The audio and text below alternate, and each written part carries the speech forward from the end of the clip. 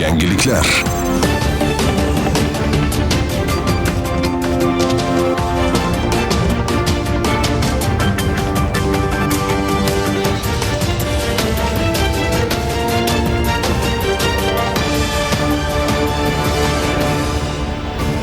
Assalomu alaykum, studiyada Zahro Ilhomjonova.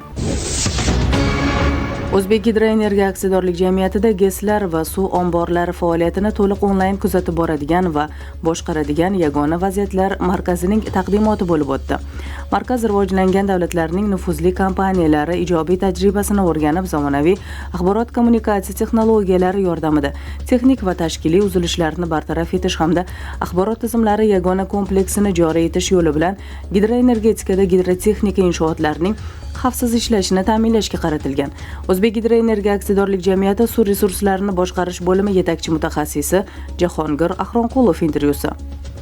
Shu tizim har bir suv omborlaridagi suvning hajmi, sathi, suv omborlarga kelayotgan, chiqayotgan suv resursi to'g'risidagi ma'lumotlarni onlayn rejimda belgilangan vaqt oralig'ida ushbu markazga uzatiladi. Dastur tahlil qilgan holda bizga vizual ko'rinishda tahliliy ma'lumotlarni chiqarib beradi. Bundan tashqari, har bir suv omborimiz hududiga zamonaviy meteostansiyalar o'rnatilgan. Meteostansiyalardagi ob-havoga bog'liq barcha ma'lumotlar, yog'inlar, shamol tezligi, ob-havo harorati, qor qalinligi hamma ma'lumotlarni vaziyatlar markaziga uzatib turadi. Bundan tashqari, suv resurslaridan optimal irrigatsiya va energetik rejimda samarali foydalanish maqsadida matematik model yaratildi. Kosmik kuzatuvlarga asoslangan suv zaxirasini monitoring qilib boruvchi Germaniyaning Motsinov dasturiy ta'minoti ham ishga tushirildi. Mazkur dasturlar yordamida suv omborlar hududlaridagi qor bilan qoplanganlik darajasi bo'yicha olingan ma'lumotlar tahlil qilinib, suv omborlarga qachon va qancha miqdorda suvning kelishi yuqori aniqlikda prognoz qilib kelinmoqda. Natijada suvlarning salchiqarish,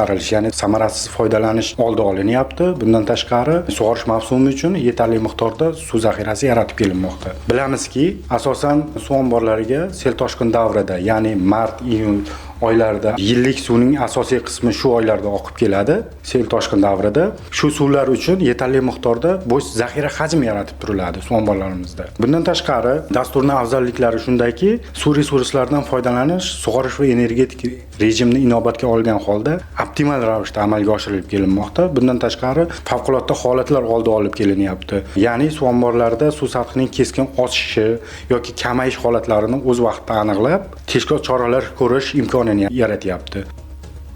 Yangi ish boshlagan yagona vaziyatlar markazi joylardagi tizimlarning uzluksiz ishlashini ta'minlab, jamiyat tasarrufidagi jami 6 ta suv ombori hamda 80 tadan ziyod katta va kichik GESlarni real vaqt rejimida mukammal kuzatish va tahlil qilish imkoniyatini yaratdi.